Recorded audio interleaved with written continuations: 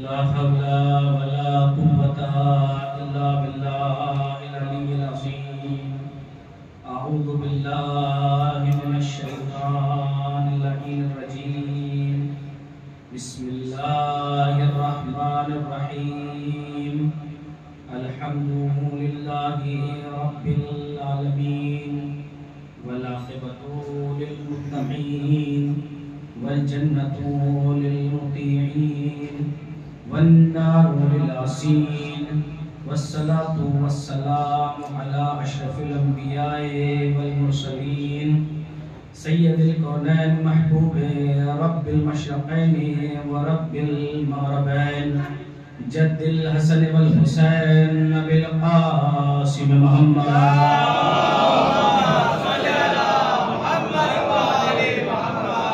वअला अहलि बैतिहि अत्तय्यबीन अत्ताहिरीन अल-मअसूमीन अल-मज़लूमीन अल-मुंतजबीन अल-मुंतखबीन अल्लज़ीना अज़हबल्लाहु अन्हुम अर्रिज्सा व तह्हरहुम तत्हीरा।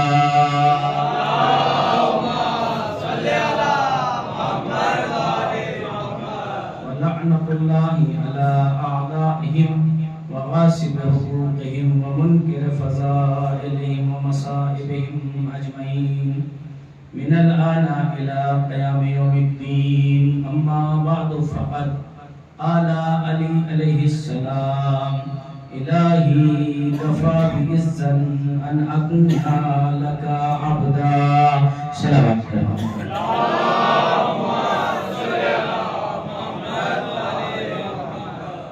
अज़ीज़ान किराम क़द्र और सामईन ज़मील एहतराम, आप हज़रात की पाकीज़ा और मुतहहर समात के हवाले मौला के जिन कलिमात को किया जा रहा है, ये वो कलिमात हैं जिनके बारे में उदबाए अरब फ़ुसहाए अरब फरमाते हैं कि ये वो कलिमात हैं कि जिन्होंने बलागत को नाबीना कर दिया, जिन्होंने फसाहत को अंधा कर दिया। यानी क्या मतलब? यानी इनसे फसीह तरीन कलिमात कोई हो ही नहीं सकते। इनको सुनहरे हुरूफ में लिख पाकर अपने घरों की दीवार पर आवेज़ा करना चाहिए और इनको याद करके अपने ईमान और मारिफत में इजाफा करना चाहिए। ये वो कलिमात हैं, इंशाअल्लाह जब मैं तर्जमा करूँगा तो आप महसूस होंगे। मौला फरमा रहे हैं, इलाही कफ़ा बिइज़्ज़न अन अकूना लका अब्दा। मेरी इज्जत के लिए ये काफ़ी है कि मैं तेरा बंदा हूँ। व कफ़ा बि फ़ख्रन अन अकूना ली रब्बा, और मेरे फ़ख्र के लिए ये काफ़ी है कि तू मेरा रब है। इलाही अंता कमा उहिब, परवरदिगार तू वैसा ही है जैसा मैं चाहता हूं। फजअलनी कमा तुहिब, मुझे भी वैसा बना दे जैसा तू चाहता है। ये मौला फरमा रहे हैं, मुझे भी वैसा बना दे जैसा तू चाहता है। इन मजलिसों का मकसद भी यही है कि हम वैसा बन जाएं जैसा वो चाहता है। मौला अल्लाह से फरमा रहे हैं, हमें अपने मौला से फरमाना चाहिए, मौला हम आपका गम मनाते हैं, आप वैसे ही हो जैसे हम चाहते हैं, हमें भी वैसा ही बना दीजिए जैसा आप चाहते हैं। सलावत पढ़े मोहम्मद।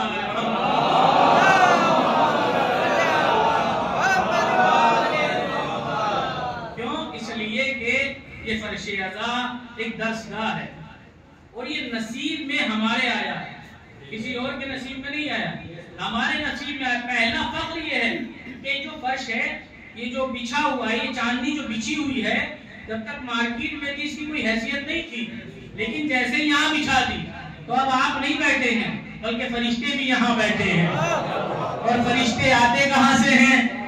फरिश्ते आते हैं जन्नत से, और जन्नत से आकर फर्शे अज़ा पर बैठकर बताते हैं कि तुम्हारा जन्नत तक जाना मेराज है, हमारा फर्शे अज़ा तक आना मेराज है। तुम्हारा जन्नत तक जाना मेराज है, हमारा फर्शे अज़ा तक आना मेराज है। और ये हमारे नसीब में आई है फर्शे अज़ा।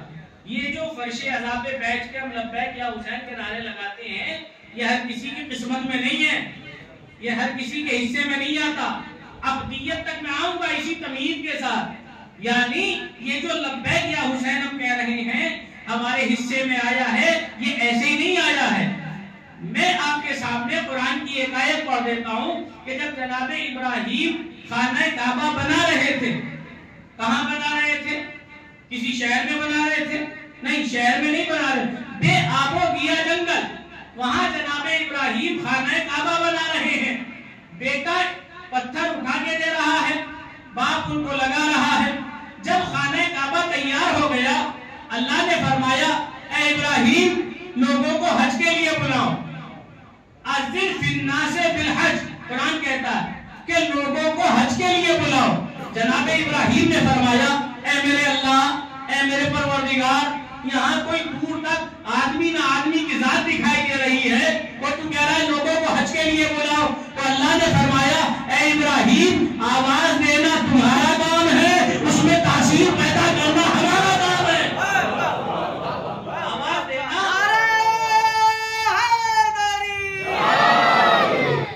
आवाज देना तुम्हारा काम है, उसमें तासीर पैदा करना हमारा काम है।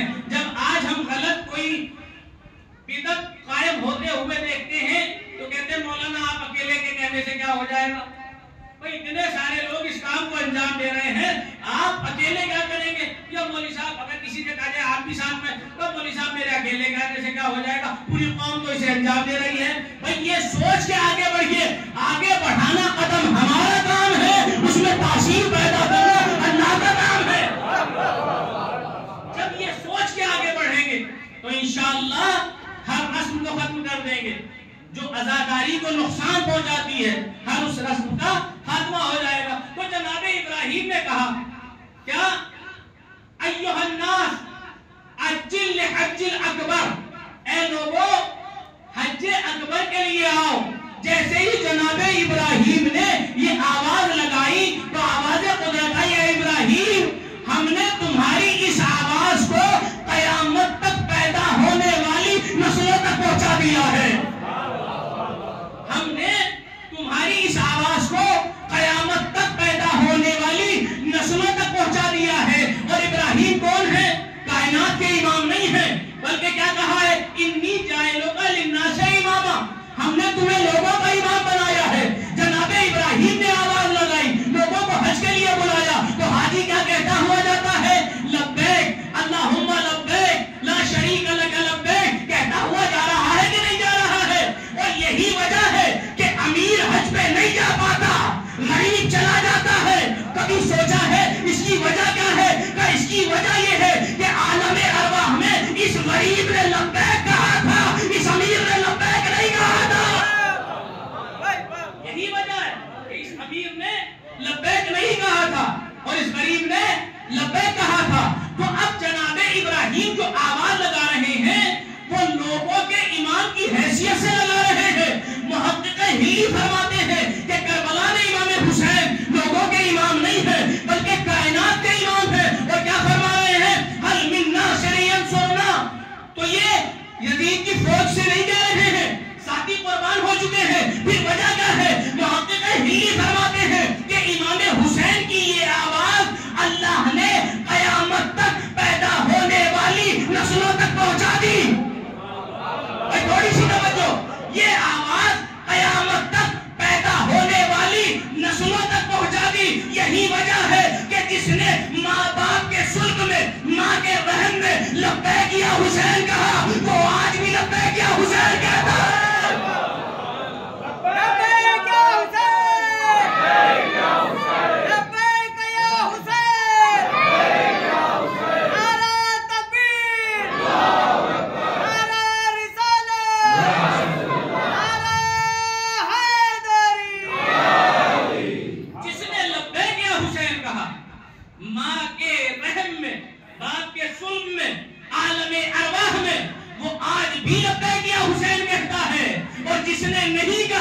वो इस नारे से आज भी डरता है, कल भी डरता था और कयामत तक डरता रहेगा।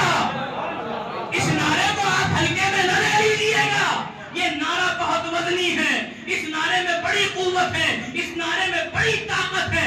जिसने कहा, लेकिन ये मर्तबा, पहला मर्तबा क्या है, ये फर्श अदा आपके हिस्से में आया। दूसरा मर्तबा लब्बैक या हुसैन, आप कहते हैं लब्बैक या हुसैन जो कहा जा रहा है, ये जनाबे इमाम हुसैन को इतनी बड़ी सआदत जो दी जा रही है, ये ऐसे ही नहीं दी जा रही है। अल्लाह जब कोई मर्तबा देता है तो पहले इम्तिहान लेता है। जब बंदा इम्तिहान में कामयाब हो जाए तब उसे मर्तबे देता है, तब उसे ओहदे देता है। जनाबे इब्राहिम को जो लोगों का इमाम बनाया है, वो ऐसे ही नहीं बनाया है। पहले 3 इम्तिहान लिए, जान का इम्तिहान, माल का इम्तिहान, औलाद का इम्तिहान।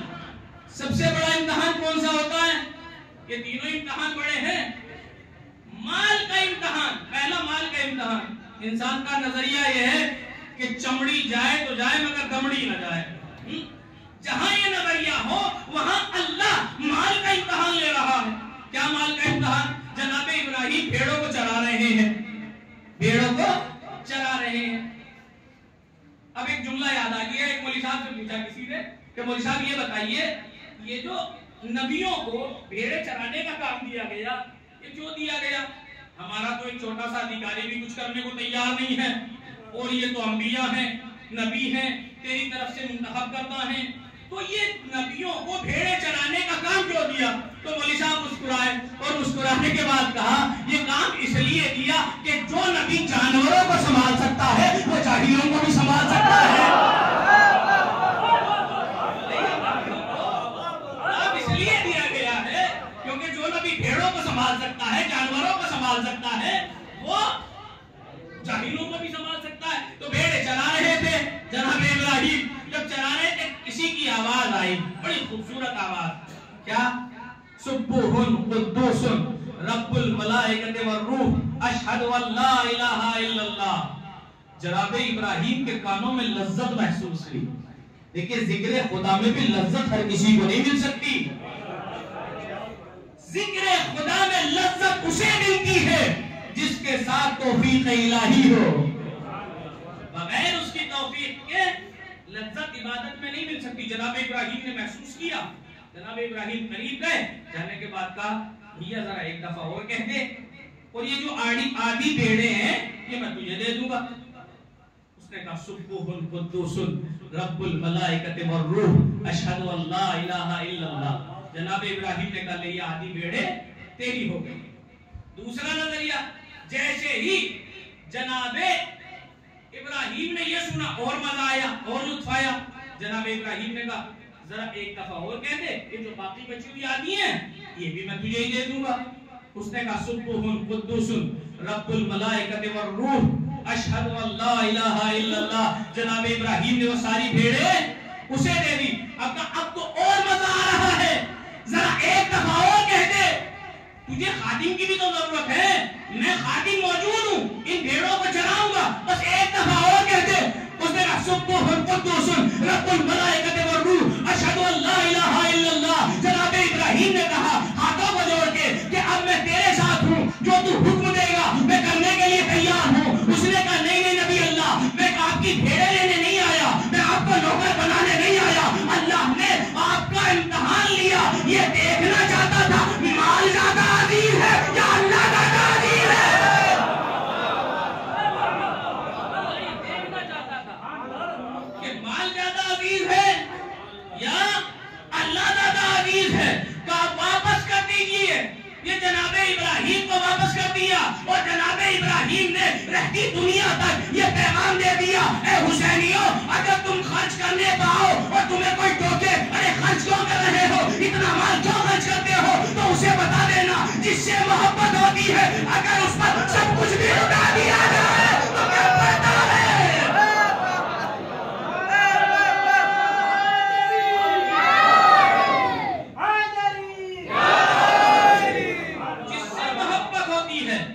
उस पर अगर सब कुछ भी लुटा दिया जाए तो कम पड़ता है। तो जनाब इब्राहिम को ये सब कुछ वापस कर दिया। दूसरा इम्तिहान, जान का इम्तिहान। जनाब इब्राहिम को जल्दी से गुजरना ही यहाँ से ताकि वहां तक मैं पहुंच जाऊं। जनाब इब्राहिम को आग में डाला जाने लगा। जनाब इब्राहिम जब आग की तरफ जा रहे थे तो जनाब जिब्राइल आए, कहा अल्लाह का हाजत, क्या कोई हाजत है? कहा हाजत तो है मगर तुमसे नहीं है। हाजत तो है मगर तुमसे नहीं है, उससे हाजत है, अल्लाह से हाजत है। अगर वो चाहेगा तो बचा लेगा और अगर चाहेगा तो जला देगा। भाई अगर हम सब अल्लाह पे काम छोड़ दें तो हमारे काम सारे हल होते चले जाएंगे। आप बस कदम बढ़ाते चले जाइए, मुश्किलें हल होती चली जाएगी। होना चाहिए। तो उसके बाद जनाब इब्राहिम का तीसरा इम्तिहान, वो जो बकरा ईद का गोश्त खाते हैं वो वाला इम्तिहान, बेटे का इम्तिहान है। अल्लाह ने बेटे का इम्तिहान लिया। और कौन से बेटे का? ऐसे नहीं कि बेटे को अपने सीने से लगा के पालो। 13 साल की जुदाई के बाद एक बेटा मिला है और वो भी जो बुढ़ापे में नसीब हुआ था, फिर 13 साल की जुदाई और उसके बाद मिला। इतना बड़ा इम्तिहान जनाब इब्राहिम ने उसे भी पास कर लिया, दुम्बा दबा हो गया है ना, तो इसे भी पास कर लिया। 3 इम्तिहान दिए जनाब इब्राहिम ने। जान का इम्तिहान दिया, अल्लाह ने वापस कर दी। माल का इम्तिहान दिया, अल्लाह ने वापस कर दिया। औलाद का इम्तिहान दिया, अल्लाह ने वापस कर दिया। इमाम हुसैन ने भी तीनों इम्तिहान दिए। जान का इम्तिहान भी दिया, माल का इम्तिहान भी दिया, औलाद का इम्तिहान भी दिया। तीनों इम्तिहान दिए, लेकिन तीनों में फर्क क्या था? अल्लाह ने जान भी ले ली, अल्लाह ने माल भी ले लिया, अल्लाह ने औलाद भी ले ली। अल्लाह निशान हैदर जवादी साहब इस बात को मिसाल से ऐसे वादे करते थे कि जब बच्चा छोटा होता है और उसे हम टॉफी वगैरह चॉकलेट वगैरह दिलवाते हैं, उससे कहते बेटा जरा हमें दे दीजिए, तो वो दे देता है। तो हम उसको कुछ करके प्यार करके कहते हैं बेटा मौला तुम्हें सलामत रखे, बहुत तरक्की अता फरमाए, लो ये भी लो, कल को भी दिलवाएंगे, है कि नहीं है? वापस कर देते हैं। लेकिन जब यही बच्चा 30 साल का हो जाए, जवान हो जाए, शबाब के आलम में आ जाए, गाड़ी देता है लेके रख लेते हैं, कपड़े देता है लेके रख लेते हैं, घर देता है लेके रख लेते हैं। वजह क्या है? कि मौलाना वो बच्चा था, बच्चों से कोई चीज ली नहीं जाती बल्कि दी जाती है। और जब ये जवान हो जाए तो इसकी चीजें ले ली जाती है। भाई यही फर्क है इमाम हुसैन में और जनाबे इब्राहिम में। बंदगी के बचपने को इब्राहिम कहते हैं, बंदगी के शबाब को हुसैन इब्न अली कहा जाता है।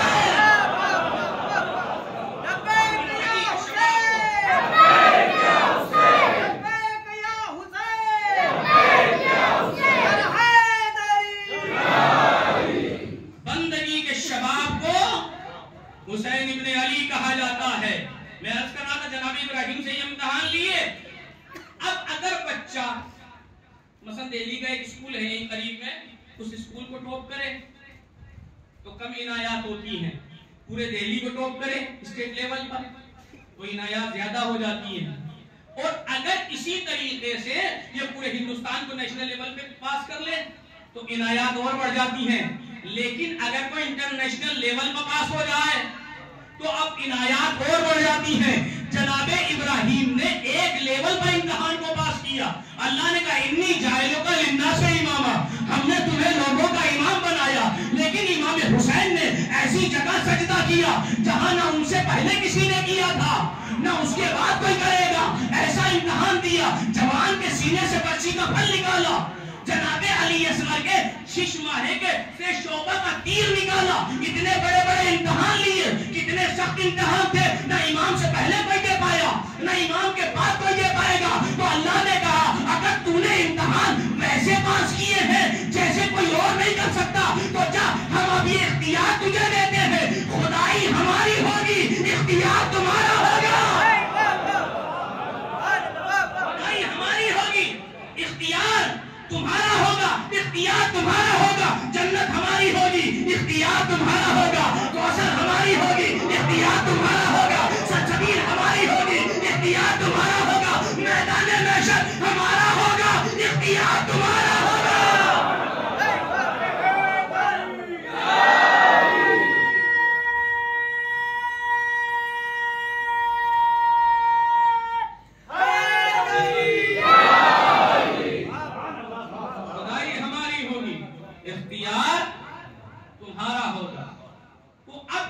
हुसैन ने बंदगी को मेराज बख्शी है, बंदगी को मेराज बख्शी है। और अल्लाह ने बंदगी तक पहुंचने के लिए कुछ मराहल कायम किए हैं। देखिए बंदगी, हम ये सोचते हैं कोई छोटी सी चीज का नाम है, नमाज पढ़ लिया बंदे बन गए, रोजा रख लिया बंदे बन गए, हज कर लिया बंदे बन गए। नहीं नहीं, नमाज पढ़ना और है, उबूदियत और है, रोजा रखना और है, उबूदियत और है, हज करना और है, उबूदियत और है। अगर हज करना उबूदियत होती तो इमाम शिशुम चेहरे पर हाथ फेर के न दिखाते कि ये जो काबे का तवाफ कर रहे हैं सारे हाजी नहीं है, इनमें कुछ जानवरों की शक्ल के भी हैं जो काबे का तवाफ कर रहे हैं। तो उबूदियत अलग शय का नाम है और नमाज पढ़ना अलग शय का नाम है। उबूदियत कहते किसे हैं, पहले हमें यह समझ लेना चाहिए। और उबूदियत से पहले का मरहला कौन सा है? अल्लाह ने बहुत सारी मखलूकात को पैदा किया, अल्लाह ने हैवानात को पैदा किया, अल्लाह ने नबातात को पैदा किया, अल्लाह ने जमादात को पैदा किया और अल्लाह ने हजरत इंसान को पैदा किया। लेकिन इन सब में जो ताजे अशरफियत रखा वो किसके सर पे रखा? इंसान के सर पर रखा। तो ऐसा नहीं है कि जब ये आपके सर पे ताजे अशरफियत रखा जा रहा था तो जिब्रील जैसा फरिश्ता मौजूद नहीं था। जिब्रील जैसा फरिश्ता भी मौजूद था, मीकाईल जैसा फरिश्ता भी मौजूद था, सब लोग मौजूद थे कि नहीं थे? सब मौजूद थे। लेकिन ताजे अशरफियत आदम के सर पर रखा। यही वजह है, आप पूरी तारीख आदमियत और आलम का मुतालिया कर लीजिए, आपको कहीं नहीं मिलेगा कि किसी नबी से, किसी वली से, किसी इमाम से अल्लाह ने फरमाया हो, ऐ मेरे नबी, ऐ मेरे रसूल, अगर कोई मुश्किल वक्त हो तो जिब्रील के दरवाजे पर चले जाओ, मुश्किल हल हो जाएगी। नहीं, आपको नहीं मिलेगा। क्यों? ये अशरफियत का तकाजा था। लेकिन अल्लाह ने चूंकि इसे अशरफ बनाया था तो अब कहा अब इसके दरवाजे पर फरिश्तों को भी भेजूंगा, जिब्रील को भी भेजूंगा, मीकाईल को भी भेजूंगा, जिब्रील को भी भेजूंगा, मीकाईल को भी भेजूंगा। और ये सारे फरिश्ते आए, कभी झूला झुलाने आए, कभी झाड़ू लगाने आए, कभी लोरी सुनाने आए। ये फरिश्ते आए परवरदिगार, ये वजह क्या है? इन फरिश्तों को लाके भी इंसान के दरवाजे पर झुका दिया। मैं यही तो बताना चाहता हूँ, तुम उबूदियत के तकाज़े पूरे करते चले जाओ, हम कायनात को तुम्हारे दरवाजे पर झुकाते चले जाएंगे। हम कायनात को तुम्हारे दरवाजे पर झुकाते चले जाएंगे। क्यों? इसलिए कि ये कमाल जो हमने तुम्हें दिया है, ये जो कमाल हमने आपको अता किया है, ये किसी और मखलूक को नहीं दिया। फिर मौला फरमाते हैं कि अल्लाह ने 3 तरह की मखलूक को पैदा किया, एक इंसान, एक हैवान और एक फरिश्ते। हैवान को सिर्फ नफ्स दिया, फरिश्तों को सिर्फ अक्ल, और हजरत इंसान को अक्ल भी दी, नफ्स भी दिया। अगर फरिश्ता गुनाह न करे तो कोई कमाल नहीं है, क्योंकि उसके पास नफ्स है ही नहीं। लेकिन इंसान को दोनों चीजें दी। अब जब दोनों चीजें दी हैं तो दोनों के असरात होंगे। यही वजह है, मौला आगे फरमाते हैं, अगर इसकी जिस्मानी ममलकत पर इसकी अक्ल की हुकूमत हो जाए तो ये फरिश्तों से अफजल हो जाया करता है। और इसके बरक्स भी है, अगर इसकी जिस्मानी ममलकत पर इसके नफ्स की हुकूमत हो जाए तो अब जानवर नहीं बल्कि जानवर से बदतर हो जाता है, जानवर से बदतर हो जाता है। बता दूं क्यों? इसलिए कि जानवर कहीं ना कहीं ज़बा होके गोश्त के ही काम आ जाता है, मगर ये इतना गिर जाता है फिर किसी के काम नहीं आता, ये इस कदर बदतर हो जाता है। तो अब 3 तरह की मखलूक, अब जब इसके पास भी नफ्स है, जानवर के पास भी नफ्स है, तो ये उखाड़ेगा ना, चंद चीजें कॉमन होंगी। भाई सोता जानवर भी है, ये भी सोता, चलता जानवर भी है, ये भी चलता है, खाता जानवर भी है, खाता इंसान भी है। लेकिन दोनों के खाने में फर्क है। जब जानवर खाता है, तो मैं इशारा करूंगा, जब जानवर खाता है तो ये नहीं देखता किसका है। जब जानवर खाता है तो ये नहीं देखता किसका है। किसी का सामने खेत आ जाए वो खा जाता है, किसी का बाग आ जाए वो खा जाता है, किसी का सामने खेत आ जाए वो खा जाता है, किसी का बाग आ जाए वो खा जाता है। लेकिन अल्लाह इंसान से फरमाता है, ए इंसान, मैंने तुझे अशरफ बनाया है, मैंने तुझे आला बनाया भी अपने दहन तक लेके जाना तो पहले सोच लेना किसी गरीब का तो नहीं है, किसी यतीम का तो नहीं है, किसी बेवा का तो नहीं है। चूंकि मैंने तुझे अशरफ बनाया, मैंने तुझे आला बनाया, मैंने तुझे अरफा बनाया है, अब एक लुकमा भी किसी और का ना खाना। अब ये पैगाम देके जा रहा हूं, मेयार देके जा रहा हूं, इसी पे नाप लेना कि माशरे में कौन इंसान है, कौन जानवर है। भाई तवज्जो करें, कौन इंसान है, कौन जानवर है। जो अपना खाता है वो इंसान है, जो दूसरों का खाता है वो जानवर है।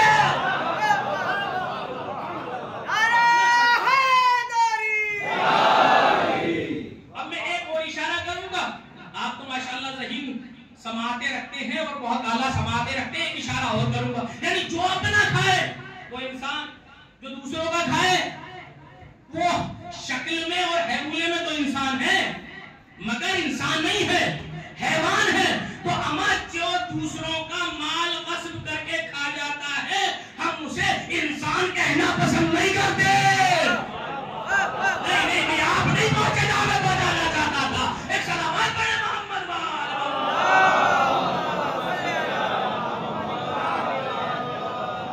तो जो दूसरों का खाता है हम उसे इंसान कहना भी पसंद नहीं करते। दूसरा फर्क क्या है? देखिए, जानवर भी खाता है, इंसान भी खाता है, मगर जब इंसान खाता है तो सर उठा के खाता है और जब जानवर खाता है तो सर, किसी घोड़े को देखा ऐसे खा रहा, सर झुका के खाता है। इंसान जब खाता है सर उठा के खाता है। वजह क्या है, सबब क्या है? का सबब ये है, हदीस कुदसी में अल्लाह इरशाद फरमाता है कि मैं कुछ भी बर्दाश्त कर सकता हूं मगर तुझे जलील होता हुआ बर्दाश्त नहीं कर सकता। ये सर उठाकर खाने का फलसफा ही ये है कि अल्लाह नहीं चाहता कि इंसान एक लुकमे के लिए अपने सर को झुका दे। एक लुकमे के लिए इंसान अपने सर को झुका दे, यानी अपने नफ्स को जलील कर दे, अपने नफ्स को जलील कर दे। अल्लाह ये बर्दाश्त नहीं कर सकता कि कोई भी इंसान 2 रुपए की चाय पे अपने नफ्स को बेच दे। अल्लाह ये बर्दाश्त नहीं करता कि इंसान अपने नफ्स को इसलिए बेच दे ताकि मंत्री की कुर्सी पे पीछे बैठने की जगह मिल जाए, गाड़ी में पीछे बैठने की जगह मिल जाए, फिर चाहे मजहब को रोंदना पड़े, मजहब के लिए कुछ करना पड़े या ना करना पड़े, पर जगह मिल जाए, चाहे जैसे मिल जाए। अल्लाह ये नहीं चाहता। अल्लाह फरमाता है तेरे नफ्स की कीमत 2 रुपए की चाय नहीं है, बल्कि तेरे नफ्स की कीमत कम से कम इतनी है कि तू इसके बदले में जन्नत खरीद सकता है। और अल्लाह अगर ये सरफराज होता ना अपना सर दूसरे के सामने झुकाने से तो अल्लाह कभी न रोकता। अगर ये किसी और के पास जाने से, किसी और के सामने सर झुकाने से सरफराज होता तो अल्लाह न रोकता। अल्लाह को कोई सजदों के वोट थोड़ा ही चाहिए, नहीं। ये चूंकि जलील होता है इसलिए अल्लाह चाहता है कि मेरा बंदा जलील ना हो, किसी के आगे सर ना झुकाए। एक मिसाल दे देता हूँ, बहुत आराम के साथ आप सुन रहे हैं, मैं भी आराम से सुना रहा हूँ। एक मिसाल और दे देता हूँ। मैं मिसाल के तौर पर मैं वजीराबाद काफी दिनों के बाद आया, तो अक्सर 90% लोगों को, बल्कि 99% लोगों को मैं जानता हूँ और मुझे जानते हैं, है ना। तो अब किसी ने कहा मौलाना, किसी का नाम नहीं है ना, मौलाना आप आए हैं, बहुत दिनों बाद आए हैं, आइए चलिए हमारे यहाँ नाश्ता कर लीजिए। मैंने चलिए भाई। अब वहाँ पहुंचे, उन्होंने इतनी बड़ी मेज थी, काजू बादाम बिस्किट ये वो सब चीजें ला के तो नाश्ता बड़ा अच्छा मिलता है। अगले दिन फिर पहुंच गए, है क्या भाई? जी आइए, बिस्किट आइए, आज जरा काजू बादाम तो जो कीजिएगा अजीज़ाने गिरामी, आज जरा काजू बादाम कम हो गए थे। हम फिर तीसरे दिन पहुंचे, आज जरा नमकीन बिस्किट भी कम हो गए थे। हम फिर चौथे दिन पहुंचे, आज सिर्फ चाय। इंसान जलील हो रहा है कि नहीं हो रहा है? और तवज्जो अजीज़ाने गिरामी। फिर उसके बाद हम एक दिन और पहुंचे, अब पूछा जा रहा है, साहब चाय पियोगे? अब पिलाओ, पी लेंगे। तो अब यहाँ पूछने का मसला आ गया। फिर उससे अगले दिन पहुंचे तो सिर्फ पानी। जलील हो रहा है कि नहीं हो रहा है? फिर उससे अगले दिन पहुंचे तो पानी भी खत्म। ये है इंसान की औकात जब वो किसी बंदे के पास जाता है, मगर कितना करीम है परवरदिगार, कितना उसके घर में जाते हैं।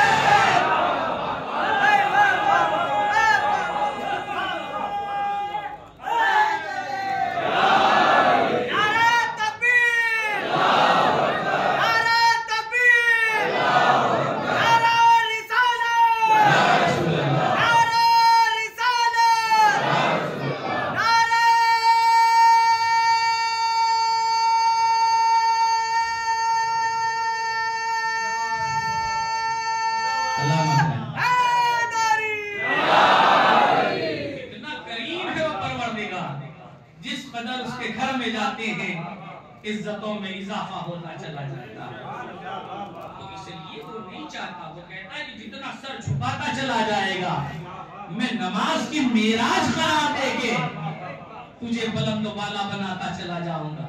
इंसान अपनी कीमत को पहचाने, पहले पहचाने कि इंसान है क्या, बाद में बस अब्दियत है, बाद में ईमान है, बाद में अमल साले है। पहले इंसान इंसान बन जाए, क्योंकि इंसान को चाहिए कि वो अपना वजन बढ़ाए। भाई जैसे मैंने ये जुमला कहा तो एक साहब कहने लगे मौलवी साहब आप अपने वजन से पहले परेशान, जिम जाते हैं, ये करते हैं, वो करते हैं, और आप कह रहे हैं वजन बढ़ाएं। हम जिम जा रहे हैं, पैसा खर्च कर रहे हैं, पसीना बहा रहे हैं, आप कह रहे हैं। मैंने कहा ये तो जितना कम हो उतना ही अच्छा है। इंसान को चाहिए कि बहैसियत इंसान अपना वजन बढ़ाए। यानी अगर आज कम इल्म था तो कल को ज्यादा इल्म हो। अगर आज इताअत वालिदैन नहीं करता था तो इताअत वालिदैन करे। अगर आज गरीबों का हक मारता था तो मारना छोड़ दे। जब मजलिस से उठ के जाए, अहद करके जाए कि मैं आज के बाद कोई बुरा काम नहीं करूंगा। भाई फर्शियादा का मकसद तो यही है ना, हुसैनी ऐसा ही तो होता है ना। इंसान को चाहिए कि बहैसियत इंसान अपना वजन बढ़ाए, क्योंकि इंसान जब बहैसियत इंसान अपना वजन बढ़ाता है तो इतना वजनी हो जाता है, इतना वजनी हो जाता है कि जमीन पर बैठा रहता है, जन्नत से खाना मंगवा लेता है।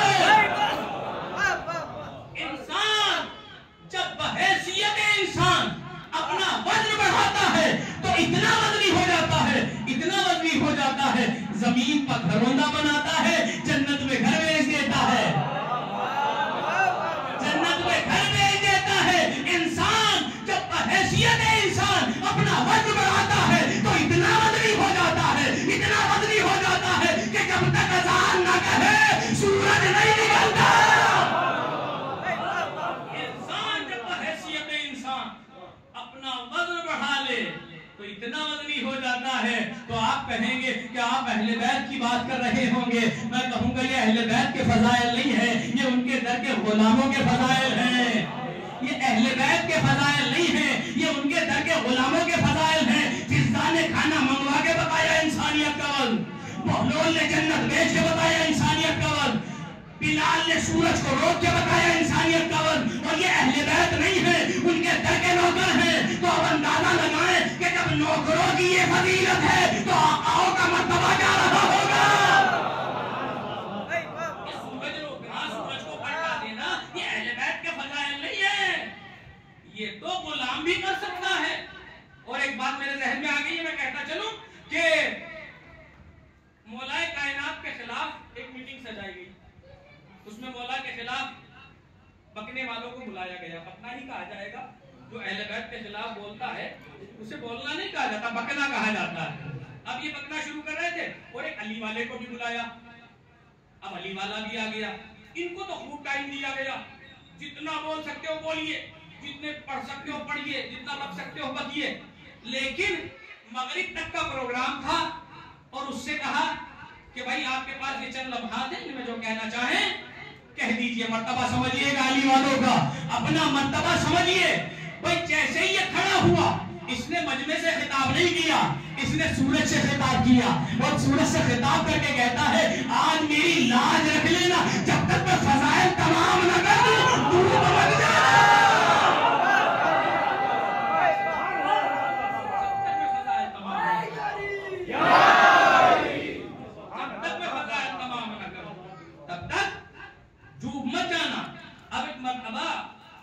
इंसान जब अपनी अजमत बना ले उस वक्त इतना बुलंद हो जाता, इतना आला हो जाता।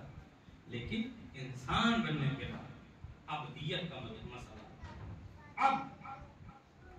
अब वो सुपरलेटिव डिग्री है कि अगर इंसान अब्द नहीं है तो नबी नहीं बन सकता, अगर अब्द नहीं है तो रसूल नहीं बन सकता। पहले अब्दियत है बाद में रिसालत है, पहले अब्दियत है बाद में नबूवत है, पहले अब्दियत है बाद में इमामत है। अब जब किसी चीज के बारे में बात की जाती है तो पहले डेफिनेशन बयान की जाती है। और सबसे आसान, चूंकि पढ़े लिखे हज़रात हैं इसलिए मुझे तशरीह की भी जरूरत नहीं, सबसे आसान डेफिनेशन और तारीफ जो होती है वो होती है तारीफ बिल मिसाल। मिसाल के जरिए से कुछ कहा जाए और ये होती है सबसे आसान तारीफ। मसलन मैं अब इसे कहते हैं कि तारीफ मिसाल के जरिए से पेश कर दे। एक शख्स था, वो गुलाम बेचा करता था। भाई यहाँ से जुमलों पर तवज्जो चाहता हूँ, जुमलों, सिर्फ जुमलों पे। आप बहुत अच्छा सुन रहे हैं, मौला आपको सलामत रखे। आप सबकी सलामती के लिए एक बुलंद तरीन सलावत पढ़े मोहम्मद।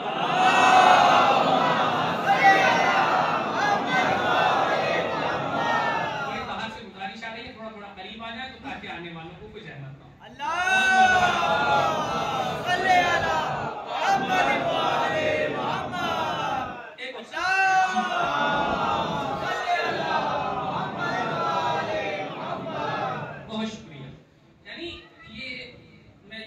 मिसाल पेश करने जा रहा हूं। एक शख्स था जो गुलाम बेचा करता था। ये बहरहाल उस वक्त की बात है कि जब गुलाम बेचे जाते थे। आज बेचे नहीं जाते, बनाए जाते हैं। तो वो गुलाम बेचा करता था। ये शख्स पहुंचा, ये ताजिर पहुंचा कि मुझे ये गुलाम चाहिए। उसने कहा ये है, गुलाम आपके सामने खड़ा कर दी, ये है गुलाम। उसने दो सवाल पूछा, तुम्हारा नाम क्या है? उसने कहा मेरा नाम मसलन अब्दुल्ला। क्या क्या कर लेते हो? कहा मैं बड़ी भी हूँ, मैं मिस्त्री भी हूँ, मैं मुली साहब भी हूँ, मैं प्रोफेसर भी हूँ, मैं ये भी हूँ, मैं वो भी हूँ। अपने जितनी उसके अंदर क्वालिटी थी सारी उसने रिजेक्ट नहीं चाहिए, ले जा दूसरा लेके आओ। उससे भी दो सवाल पूछे, बहुत तवज्जो अज़ीज़ान निगरानी। उससे भी दो सवाल पूछे, उसने भी यही जवाब दिए, रिजेक्ट नहीं चाहिए।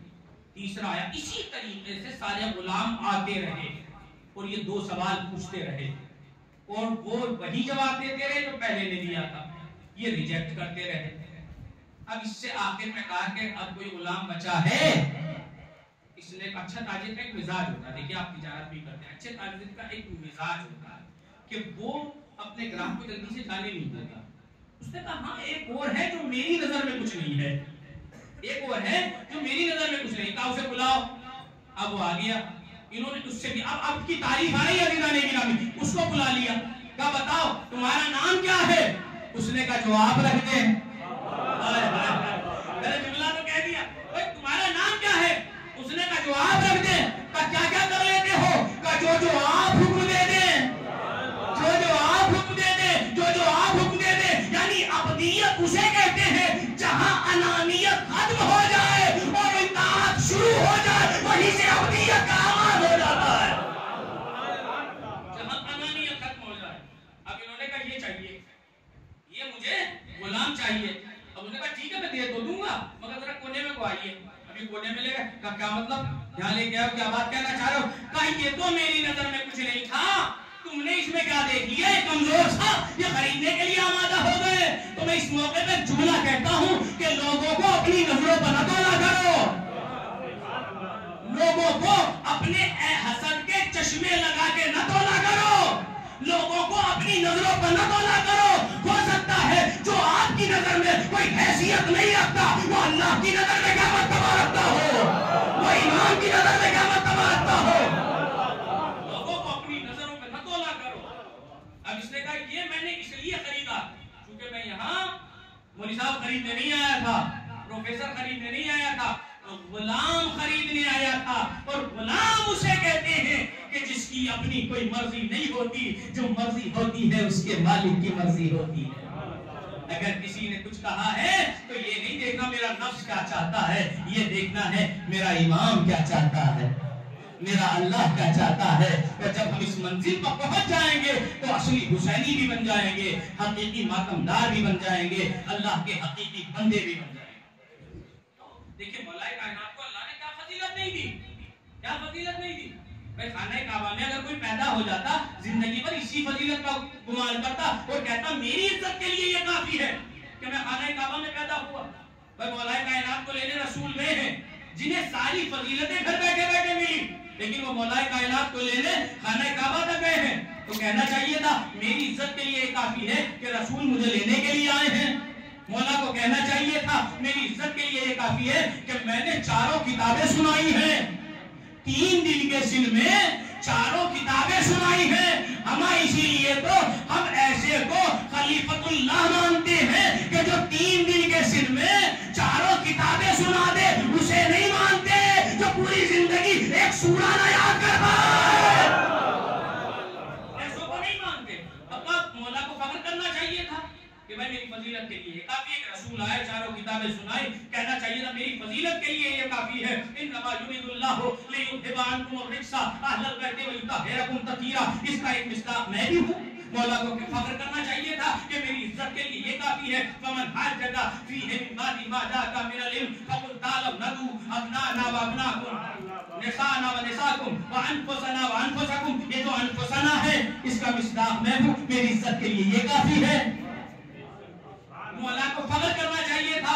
अम्मा यतसाअलून अनिल नबइल अजीम। ये जो नबई अजीम है, बड़ी खबर जो है, मेरी इज्जत के लिए ये काफी है कि ये नबई अजीम मैं हूं। अना सिरातुल मुस्तकीम, सिराते मुस्तकीम मैं हूं। कहां तक अली के फजाइल गिनाए जाए, ये सारी फजीलतें वो है जिनमें से किसी एक पर भी मौला फख्र कर सकते थे कि यही ले लीजिए कि अली कह सकते थे कि मेरी इज्जत के लिए ये काफी है कि मैं खाना काबा में पैदा हुआ। लेकिन मुसलमान बहानेबाज है, वो कहता मैं खाना काबा में पैदा ही नहीं हो सकता, इसलिए माया इज्जत किस चीज को करार दूं। मौला ने फरमाया अगर तू खाना काबा में पैदा नहीं हो सकता, इलाही कफाबी इज्जत अन अकूना लका अब्दा। अली की इज्जत के लिए ये काफी नहीं है कि वो खाना काबा में पैदा हुआ, अली की इज्जत के लिए ये काफी है कि वो तेरा बंदा है, तू उसका रब है।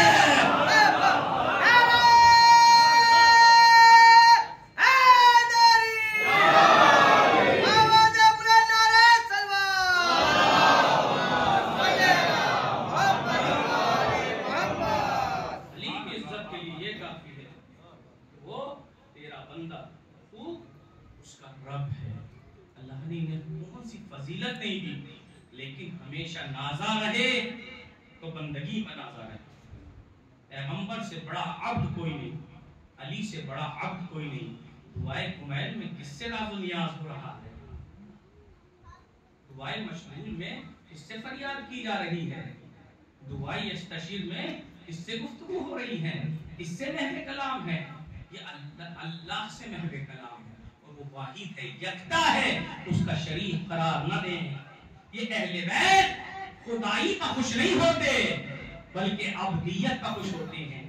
वरना अल्लाह ने तो इन्हें इतने इख्तियारात दिए हैं, इतने इख्तियारात दिए हैं, ये अगर चाहे तो जमीन को आसमान कर दें, आसमान को जमीन कर दें, ये अगर चाहे तो कूफे को शाम कर दें, शाम को कूफा कर दें। ये फजीलतें हैं कि नहीं है? ये अगर चाहे तो मर्द को औरत कर दें, औरत को मर्द कर दें, ये अगर चाहे तो मुर्दे को जिंदा कर दें, जिंदे को मुर्दा कर दें। ये फजीलतें हैं कि नहीं है? भाई ज़हरा का लाल कूफे में यही तो फरमा रहा था कि हमें अल्लाह ने वो फजीलतें दी हैं कि अगर हम चाहें तो मुर्दे को जिंदा कर दें, जिंदे को मुर्दा कर दें, अगर हम चाहें कूफे को शाम कर दें, शाम को कूफा कर दें, अगर हम चाहें जमीन को आसमान कर दें, आसमान को जमीन कर दें। भाई जैसे ये कहा, एक मजमे से खड़ा हुआ, खड़ा होने के बाद कहता है अपना रसूलुल्लाह, ये आप क्या फजीलतें बयान कर रहे हैं, ये कैसे हो सकता है? नबी का लाल मुस्कुराया, मुस्कुराने के बाद कहा तुम मर्दों के मजमे में खातून क्या कर रही है? मर्दों के मजमे में खातून क्या कर रही है? अब इसने महसूस किया अब तक तो मर्द था, अब खातून हो चुका है, हाथों को जोड़ा कि अपना रसूलुल्लाह मुझे माफ कर दीजिए, आज के बाद कभी शक नहीं करूंगा, आज के बाद कभी शक नहीं करूंगा। मौला हसन मुस्कुराए, कहा नहीं अब माफी नहीं मिलेगी। और एक बात और सुनता चला जा, तू तो जोजा बन गई है, तेरी जोजा तेरा शौहर बन गई है, तेरी जोजा तेरा शौहर बन गई है। तो ये कमालात है कि नहीं है? ये अहले बैत को अल्लाह ने दिए कि नहीं दिए? लेकिन हमेशा नाजा रहे तो अब्दियत का नाजा रहे। और हमें भी यही सलीका सिखाया, हमें कोई ऐसा सजदा नहीं चाहिए जो हमारे बगैर हो, अल्लाह को ऐसा कोई सजदा नहीं चाहिए, और हमें ऐसा कोई चाहने वाला नहीं चाहिए जो नमाजों को कायम न करता। इसलिए हमें देखिए, ये तो बात 100% राइट है, इसके मुखालिफत चाहे कोई करता हो या ना करता हो, हर हुसैनी, हर शिया जन्नत में जाएगा, ये गारंटेड बात है, रिवायात में गारंटेड बात है, हर शिया जन्नत में जाएगा। मगर अज़ीज़ान गिरामी, जो जन्नत देने वाला है, अहले बैत ने फरमाया तुम्हारे अमाल कम होंगे तो हम अपने अमाल मिला देंगे तो तुम्हें जन्नत में भेज देंगे, ये रिवायत है। लेकिन आप ये बताइए, इमाम हुसैन को कुछ तो हक हमसे पूछने का, सवाल करने का हक तो होगा ना, बस ये आखिरी पैगाम होगा। इमाम हुसैन को तो आपको काम से सवाल करने का। मिसाल के तौर पे मैं अपने आप को ही ले लेती हूँ भाई, रोज़े महशर इमाम हुसैन मीज़ान पर खड़े, जब मीज़ान पर खड़े तो मैं गया, मैंने कहा अस्सलाम वालेकुम, मौलाना ने कहा वालेकुम अस्सलाम को मेरे पास। भाई जैसे ही मेरा नाम सुना मैं तो बोल के हो गया, भाई बोला मुझे जानते हैं ना? मैं क्यों नहीं जानता भाई, सबसे बड़ा आलम तो तू उठाता था। मैं खुश हो गया। बात मौला से चल रही है, देख जन्नत को रहा हूं, तवज्जो ज़िलाने की बात मौला से चल रही है, देख जन्नत को रहा हूं। अब मौला ने कहा जन्नत तुम्हारी है, मिल जाएगी, लेकिन जरा मीज़ान से तो निपट लो। कहा जी मौला मैं हाजिर हूं। कहा ये बताओ नमाज पढ़ी है? पढ़ी, वो तो नहीं पढ़ पाया। जहन पर जोर डालो, पढ़ी होगी। बोला याद नहीं आ रही, मैंने नहीं पढ़ी कोई। अच्छा ठीक है, थोड़ा सा और सोचो, आ जाएगा। कब बोला हाँ याद आया, सफेद कुर्ता पजामा पहन के ईद की नमाज पढ़ने गया था। और सबसे ज्यादा शरीयत यही सफेद कुर्ते पजामे वाला बताता है। आपने देखा होगा हर जगह एक ऐसा होता है जो सबसे ज्यादा शरीयत बताता है। कब बोला याद, कब मैं उसकी बात नहीं कर रहा हूँ, नमाज़ें पंजगाना पढ़ी है? कब बोला वो तो नहीं पढ़ी। ठीक है कोई मसला नहीं, आ गया। रोजा रखा है? कब बोला वो तो डायबिटीज हो गया था, डॉक्टर ने कहा था हर 2 घंटे बाद कुछ ना कुछ खाते रहना, अगर नहीं खाओगे तो मर जाओगे। इससे अच्छा तो वैसे ही मर जाता है। कब अगर नहीं खाओगे तो मर जाओगे। जैसे ही ये कहा, पूरे साल खाते हैं ऐसे लोग, देखिए आप सब देखते हैं, सबके मुशाहिदे में वो सामने की बात कर रहा है। पूरे साल हर दावत में लेग पीस खाने वाला आदमी माह मुबारक रमजान में जाके डायबिटीज हो जाता है, तो रोजा नहीं रख सकता, डायबिटीज है। तो याद रखिएगा ऐसा चाहने वाला नहीं चाहिए इमाम को जिसके ईमान को डायबिटीज हो गया। ऐसा चाहने वाला नहीं। रोजा रखा है? नहीं रखा। उसके बाद हज किया है? मौला वो एफडी करा ली थी, ऐसे बच्चे ही थे, फांसे करा। अच्छा ना छोड़ो। का होम्स निकाला है। अब जब कोई बात सुनी हुई नहीं होती तो आदमी कहता जरा दोबारा कहिए। का मौला ये क्या कहा है आपने, जरा दोबारा कहिए। का होम्स निकाला है? का मौला ये क्या होता है? ये तो मुझे पता ही नहीं है, इसके तो अहकामात ही मुझे नहीं पता है। होम्स ये होता हो क्या है मुझे नहीं पता, खुम्स क्या होता है। हमारे मिंबरों से तो ये बताया जाता था कि नमाज की कज़ा है, अज़ादारी की कज़ा नहीं है, हमें तो इतना पता है बस। अब आप बताइए खुम्स। लेकिन एक बात याद रखिएगा, जो खुम्स नहीं निकालते उन्हें ये याद रखना चाहिए, चूंकि ये औलादे ज़हरा का हक है। अगर नहीं निकालते तो बीबी ज़हरा के हक को ग़स्ब करने वाले पर लानत न भेजे।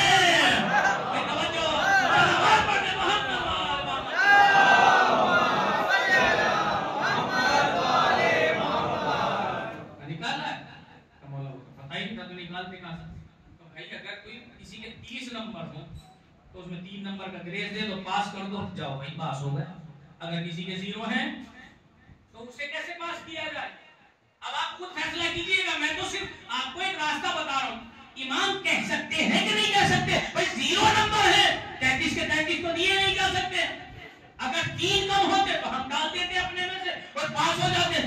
अब तुमने कुछ किया भी नहीं तो जन्नत कैसे दे दूं? तो मैंने तड़के मौला ये बात न कहो आप कि कुछ नहीं किया।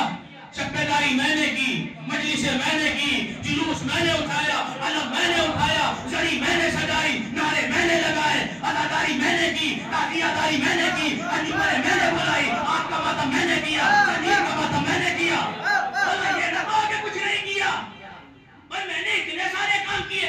अब मौला पूछ सकते हैं कि नहीं पूछ सकते, मजलिसें मेरी ही क्यों की, यजीद की क्यों नहीं की? कह सकते हैं कि नहीं कह सकते? पर मेरी ही मजलिसें क्यों की, मेरी ही ताज़ियादारी क्यों की, यजीद की क्यों नहीं की?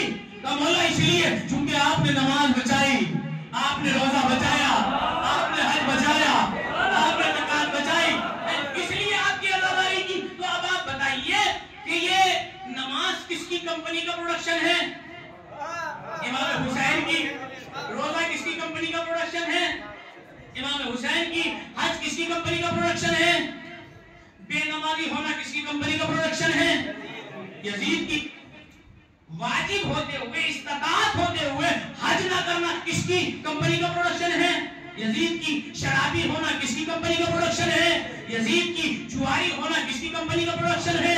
यजीद की अब इमाम कह सकते हैं कि नहीं कह सकते कि पूरी जिंदगी यजीद के कारखाने में काम करते रहे, मजदूरी लेने हुसैन के पास आए।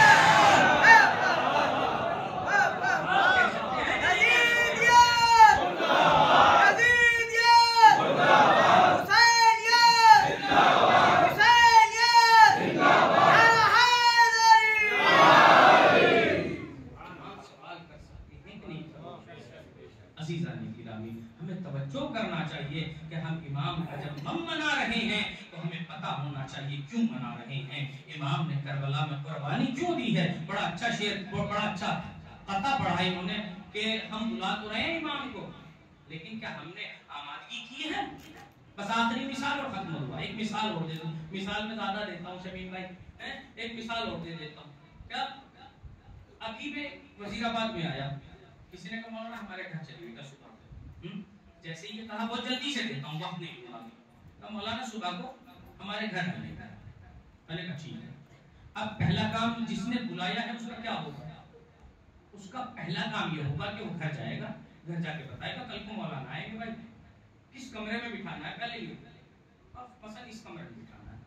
अब इस कमरे में देखा तो नजर घुमाई तो देखा हीरो के फोटो लगे हुए बड़े बड़े। अब जैसे ही देखा अब भाई ये तो खाने पड़ेंगे, ये तो वैसे भी कुछ भी कह देता है, तो हटा दो। बेटे ने कहा नहीं पापा मैं बहुत पैसों का खरीद के लाया हूँ, हटाऊंगा नहीं। कहा बेटे जरा तो 4 घंटे की बात है, चले जाए फिर लगा देना, हटा दे। हटा दिया गया। देखा भाई जा नमाज है कि नहीं है, हो सकता है नमाज पढ़नी पड़ जाए, क्या नमाज रखी जाए। तस्वीर चुके हर आदमी घर से निकलने के लिए भी अब इस्तिखारा दिखवाता है, मुझे घर से निकल जाऊँ या नहीं निकलूँ, इसका भी इस्तिखारा होने लगा। इस्तिखारे का फोन आ जाए हो सकता है, तो ऐसा कीजिए मौलाना के लिए तस्वीर भी रख दी, इस्तिखारा देखना पड़ सकता है।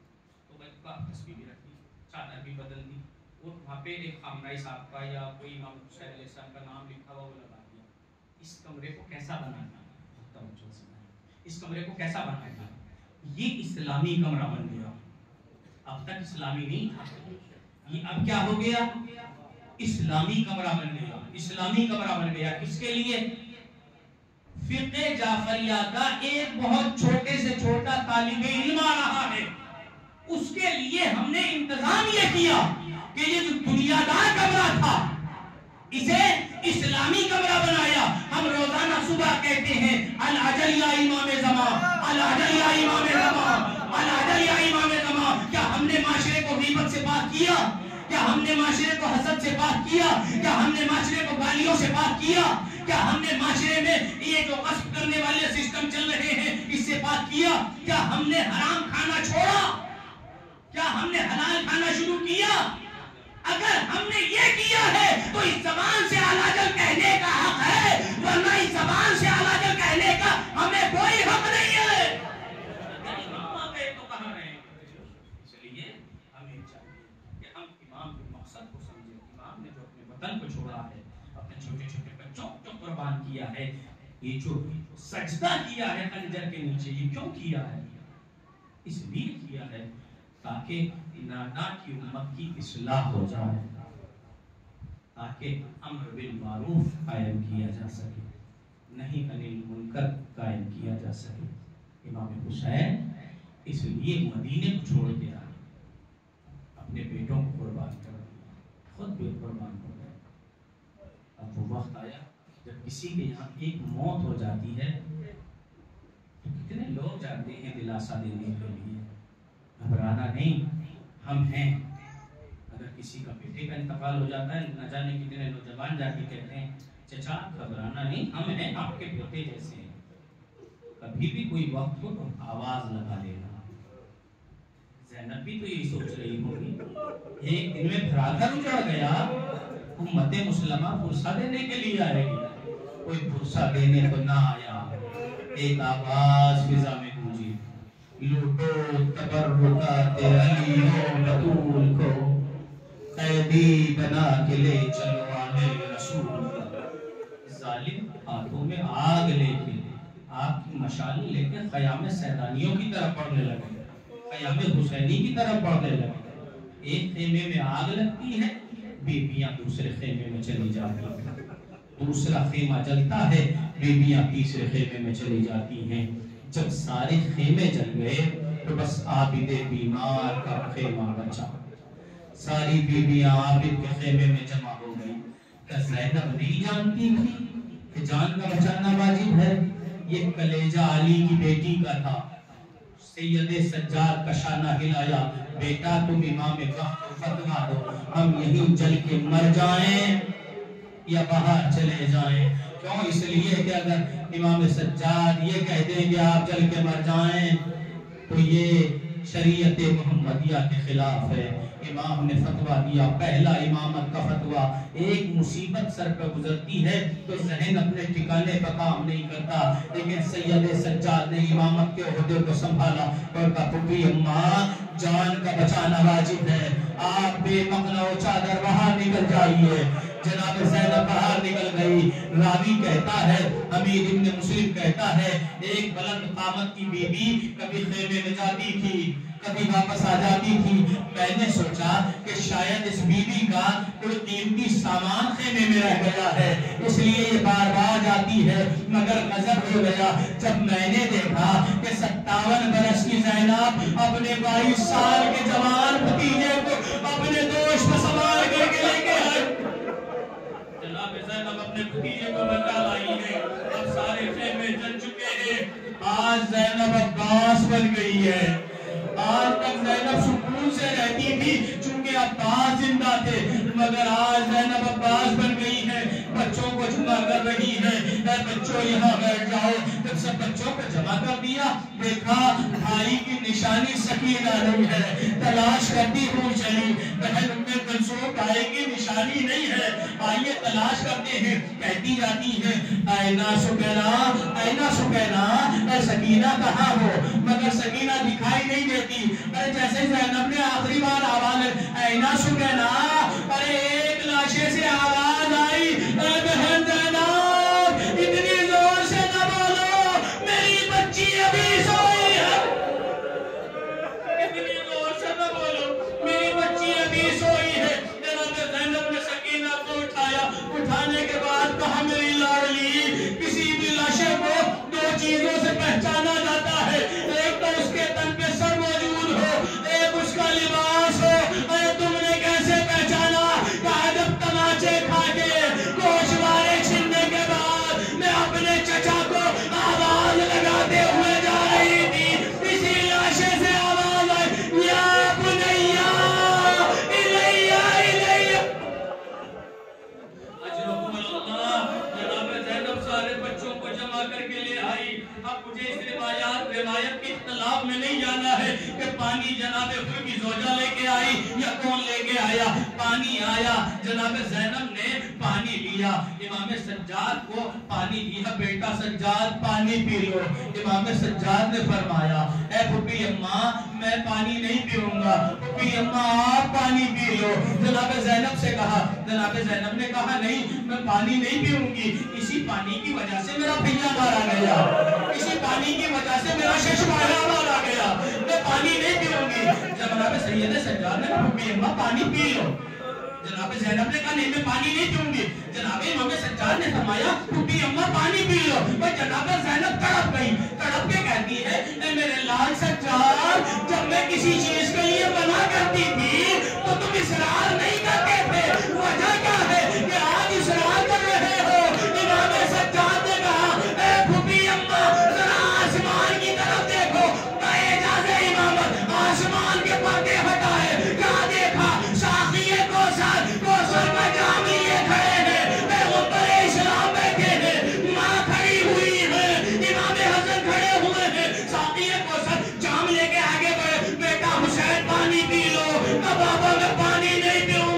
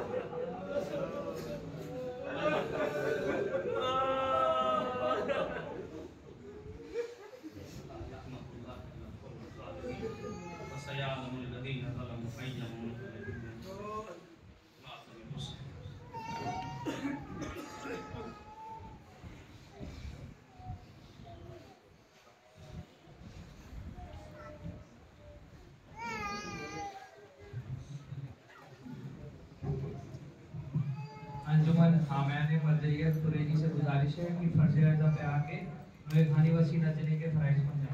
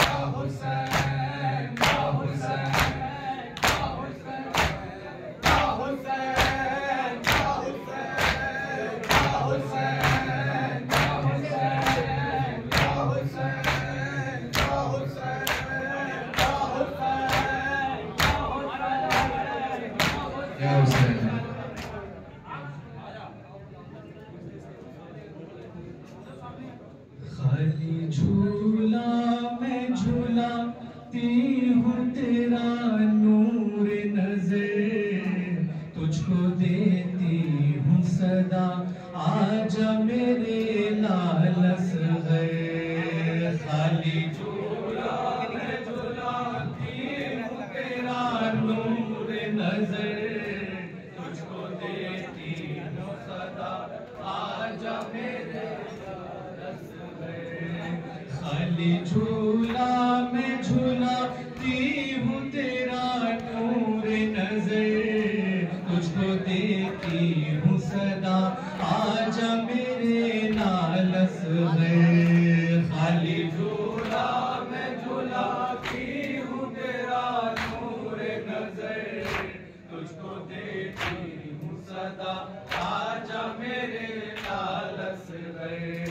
मैंने करती थी ये रो रो के मादरे मुझते, तुझको देती हूँ सदा आजा मेरे लालस गए। खाली झूला मैं झूलाती हूँ तेरा नूर नजर, तुझको देती हूँ सदा आजा मेरे लालस गए। खाली झूला मैं झूलाती हूँ तेरा नूर नजर, तुझको देती हूँ सदा आजा मेरे लालस गए। तेरे सहशों से लाल तुझे मारा है, कम सीनी पर भी न जालिम को रहम आया है, कम सीनी पर भी न जालिम को रहम आया है। तेरे ज़िंदगी से तड़पता है मेरा क़ल्ब पहुंच गए, तुझको देती हूँ सदा, आजा मेरे लाल असग़र। खाली झूला मैं झुलाती हूँ तेरा नूर नजर, तुझको देती हूँ सदा, आजा मेरे लाल असग़र। तुझको साए में मैं आंचल के सुलाऊं, आजा कब से प्यासा है तुझे दूध पिलाऊं, आजा कब से प्यासा है तुझे दूध पिलाऊं, आजा प्यास से कांटे पड़े होंगे दहन में दिल बे, तुझको देती हूँ सदा, आजा मेरे लाल असग़र। खाली झूला मैं झुलाती हूँ तेरा नूर नज़र, तुझको देती हूँ सदा, आजा मेरे लाल असग़र। अपनी वो प्यारी सी सूरत को दिखा दे बेटा, मैं तेरे कैसे जीऊंगी ये बता दे बेटा, मैं तेरे कैसे जीऊंगी ये बता दे बेटा, तेरी ज़रूरत में ही मर जाएगी माँ रो रो के, तुझको देती हूँ सदा, आजा मेरे लाल असग़र। खाली झूला मैं झुलाती हूँ तेरा नूर नज़र, तुझको देती हूँ सदा, आजा मेरे लाल असग़र।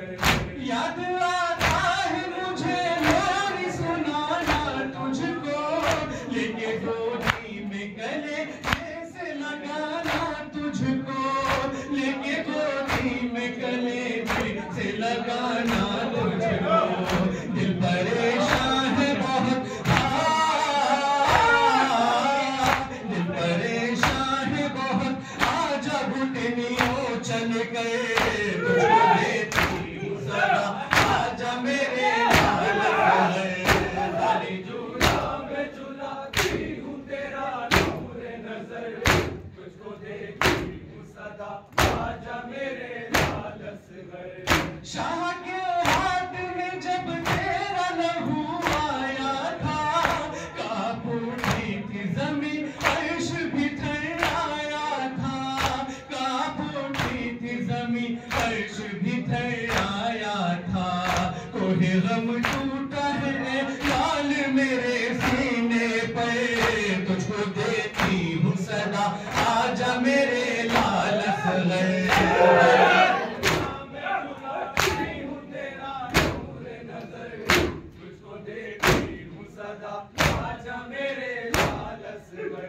लकड़ियाँ झूले की सीने से लगाए रखी, आ गई मौत मगर आए न साए में गई, आ गई मौत मगर आए न साए में गई, आखिरी दम भी था नौखा यही माँ के लब पे, तुझको देती हूँ सदा, आजा मेरे लाल असग़र।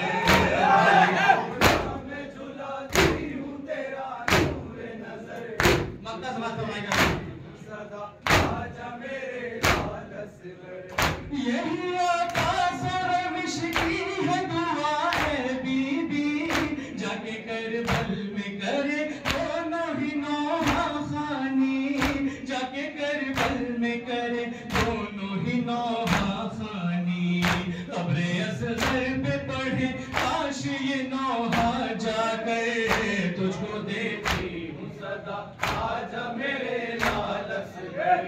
खाली झूला मैं झुलाती हूँ तेरा नूर नज़र, तुझको देती हूँ सदा, आजा मेरे लाल असग़र।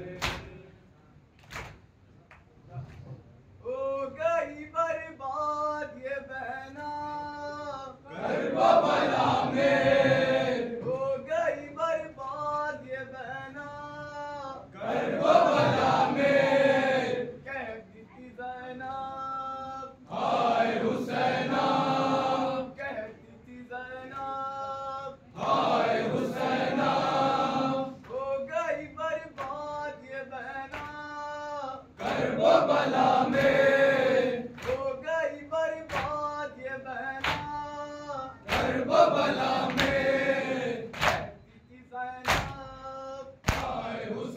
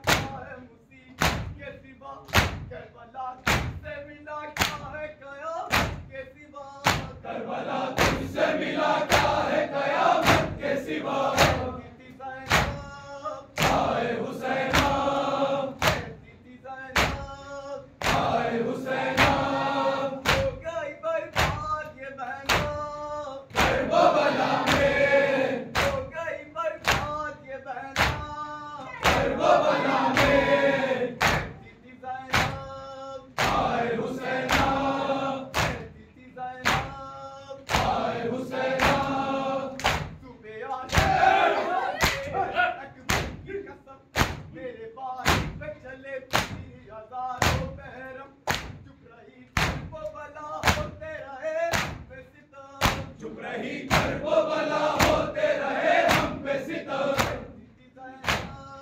आए हुसैना आए हुसैना बाजू बंधाए हुए बेमकना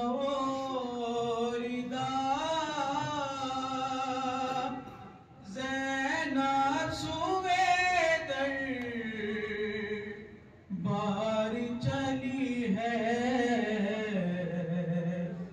देखो अब्बास जरी देखो जरा बहना तेरी किस हाल चली है देखो अब्बास जरी देखो जरा ज़ैनब सुए दरबार चली है देखो अब्बास जरी देखो जरा ज़ैनब सुए दरबार चली है देखो अब्बास जरी देखो जरा ज़ैनब सुए दरबार चली है देखो अब्बास जरी देखो जरा ज़ैनब सुए दरबार चली है टूटता नहीं है मेरा कदम मैं जो चलूं तो टूटता है नाम एक रसन मार गले और ये सिताम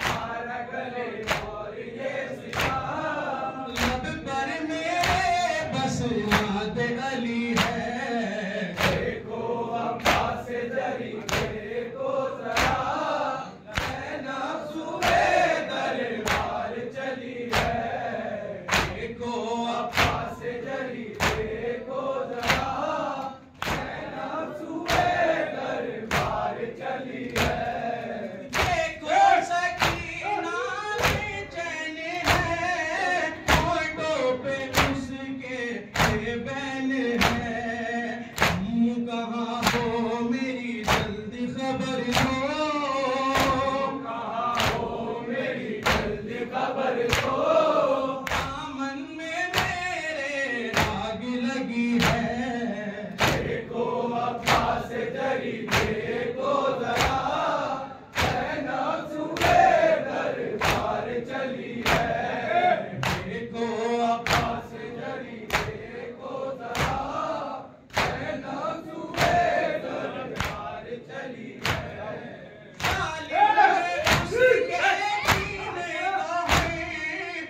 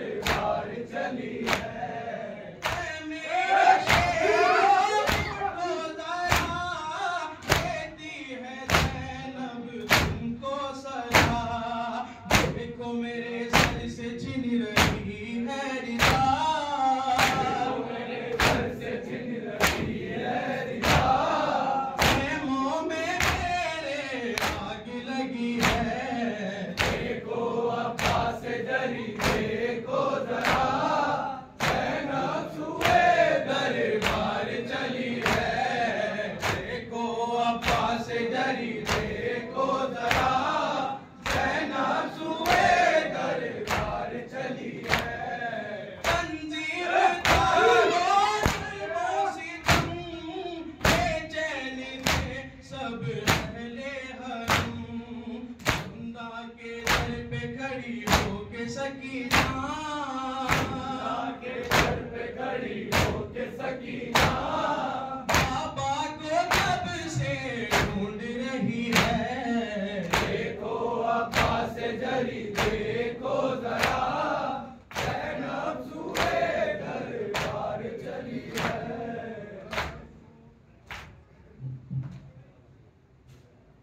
नेज़े पे ए गाज़ी तेरी ज़ैनब की रिदा है, सरनंगे मुझे सारा जहां देख रहा है। नेज़े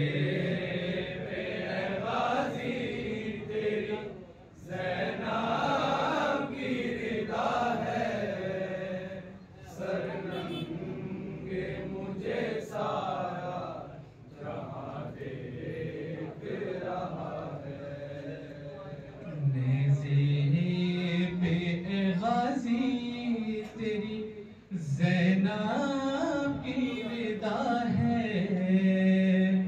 सरनंगे मुझे सारा जहां देख रहा है।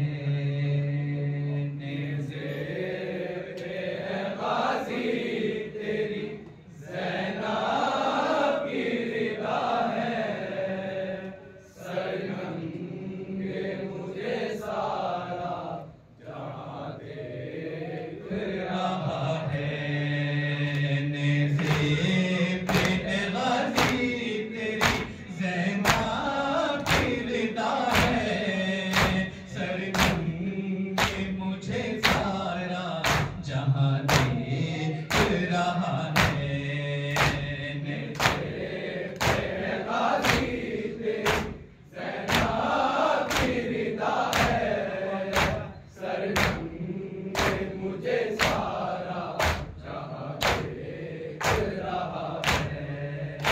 तुम जब से जुदा हो गए शानों को कटा गए, बेखौफ हुई हद से सिवा फौज से तम पे, हर मोड़ पे इस दिल को नया जख्म मिला है, सरनंगे मुझे सारा जहां देख रहा है।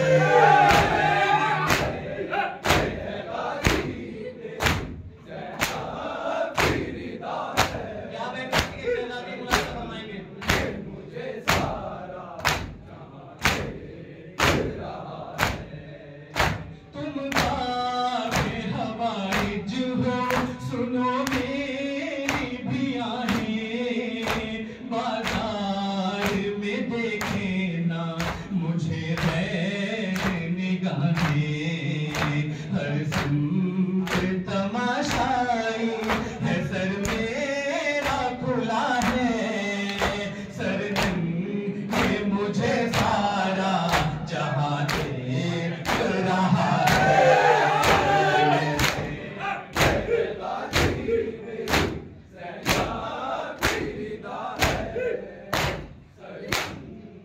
मुझे सारा जहां देख रहा है। चादर कोई दिखला कर रुला जाता है गाजी, पत्थर कोई चेहरे पर लगा जाता है गाजी, हर एक कदम सानी ज़हरा पे जफा है, सरनंगे मुझे सारा जहां देख रहा है।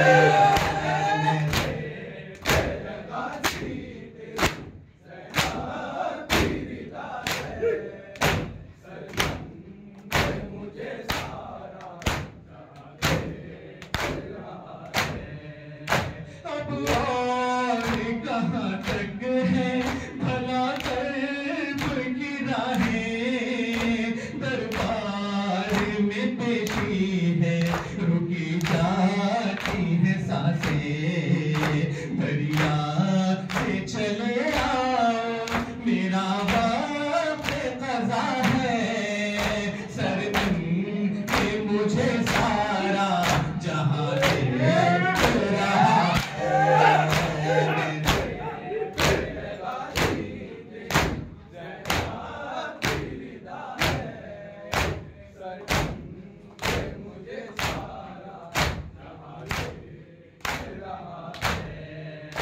भाई का जनाजा मेरे बेगों कफन है, और पैर में बेमकना ऊंचा दर ये बहन है, ये दुख कर है दर के लिए कैसी सजा है, सरदम के मुझे सारा जहां देख रहा है।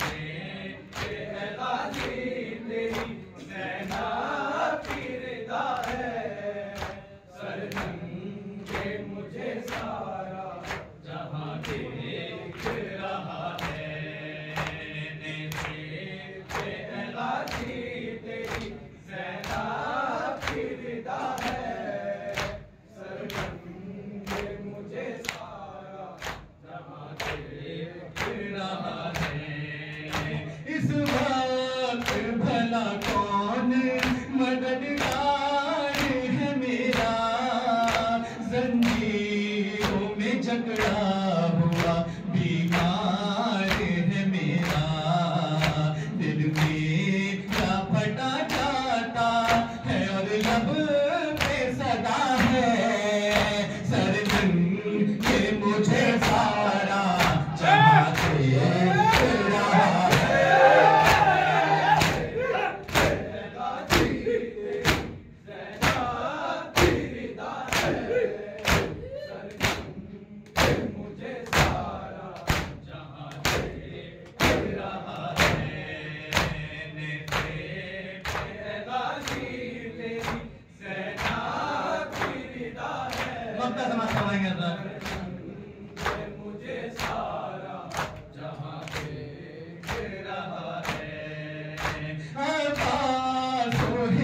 लशकों का जारी हुआ दरिया, अब्बास का सर गर्दने रहवार में रोया, जब मैं सिया ये दुख तले ज़हरा ने पढ़ा है, सरदम के मुझे सारा जहां देख रहा है।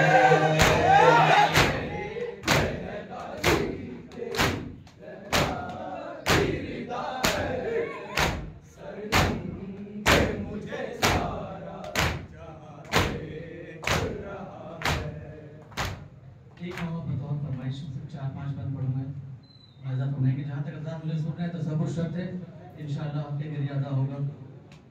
ऐ मेरे गाज़ी अलमदार कहाँ हो आओ, ऐ मेरे गाज़ी अलमदार कहाँ हो आओ, ऐ मेरे गाज़ी अलमदार कहाँ हो आओ, ऐ मेरे गाज़ी अलमदार कहाँ हो आओ, ऐ मेरे गाज़ी अलमदार कहाँ हो आओ, ऐ मेरे गाज़ी अलमदार कहाँ हो आओ, ऐ मेरे गाज़ी अलमदार कहाँ हो आओ,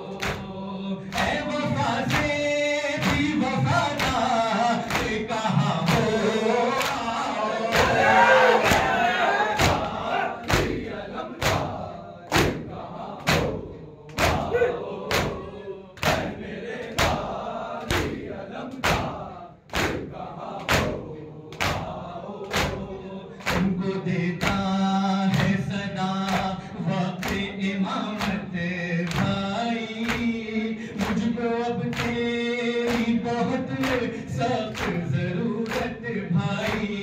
कहो लबैक बसक बार कहाँ हो,